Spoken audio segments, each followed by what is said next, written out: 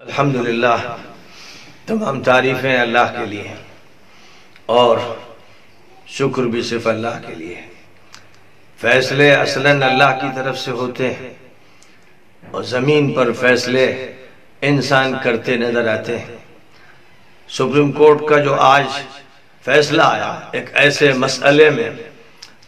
جس میں 25 سال عدالتوں کی نظر ہو گئے۔ ہائی کورٹ کا ایک فیصلہ آیا تھا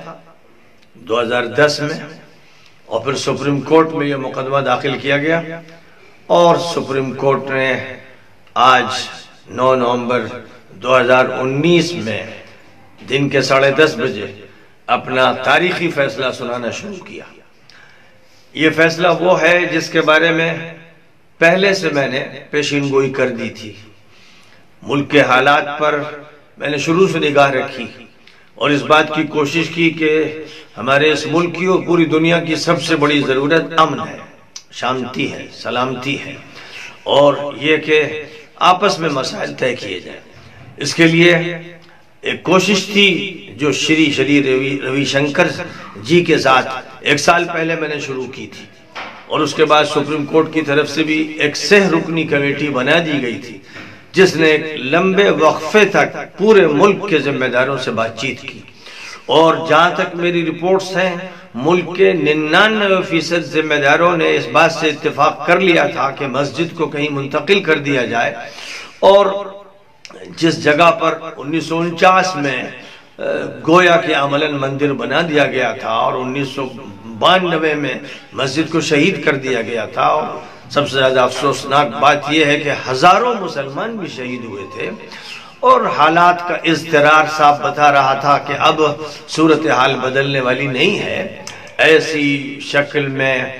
یہی سب سے مناسب بات تھی اور میں نے حضرت عمر رضی اللہ تعالیٰ عنہ کے حوالے سے بھی یہ بات مسلمانوں کو سمجھائی تھی کہ انہوں نے کوفہ کی ایک مسجد کو منتقل فرمایا اور وہاں کھجور کا بازار قائم فرما دیا تھا، یعنی صرف ایک ایسی ضرورت کے لیے بھی مسجد کو منتقل کیا جس سے یہ بات ثابت ہو گئی، حضرت عمر کے ذریعے ثابت ہو گئی کہ اگر کہیں مسجد بنائی جاتی ہے تو وہ منتقل بھی کی جا سکتی ہے، تا قیامت وہ جگہ مسجد کے لیے وقف نہیں ہوتی ہے سوائے ان مسجدوں کے جن کے بارے میں اللہ تعالیٰ نے یہ طے فرما دیا ہے کہ وہ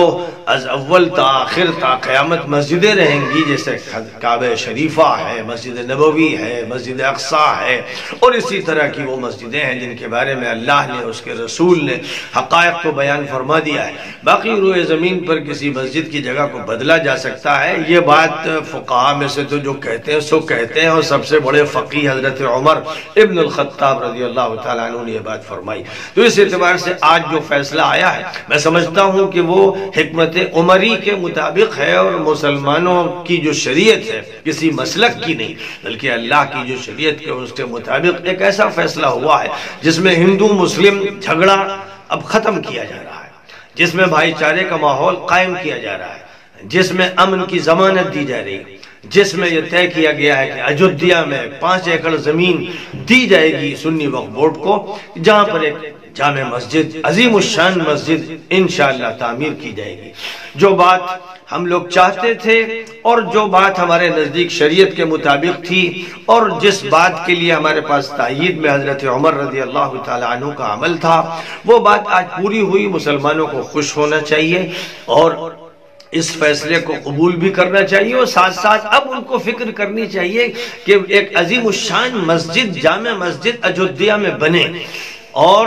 وہاں پر ایک اسلامک یونیورسٹی بھی بنے، جو میں نے پہلے بھی بات کہی تھی کہ ایک تعلیم گاہ، کیونکہ مسجد نبوی صرف مسجد نہیں تھی، وہ مدرسہ بھی، وہ تعلیم گاہ بھی، وہ یونیورسٹی بھی تھی اور پورے عالم اسلام میں جب کوئی مسجد قائم کی گئی، ازہر کی مسجد قائم کی گئی، فاس میں مسجد قائم کی گئی، قرویین میں مسجد قائم کی گئی، تو یہ سب مسجدیں یونیورسٹیاں تھیں۔ اس لیے ہندوستان کی تاریخ میں انشاءاللہ اجودھیا کی وہ سرزمین ہوگی جہاں ایک عظیم شان مسجد بنے گی اور اسلامک یونیورسٹی بنے گی جس کے ذریعے سے تمام اہل مذاہب کو بتایا جائے گا کہ اسلام کیسا پرامن ہے اور اسلام کی تعلیمات کتنی بلند ہے، اس کی شریعت کتنی اعلیٰ ہے۔ بہرحال یہ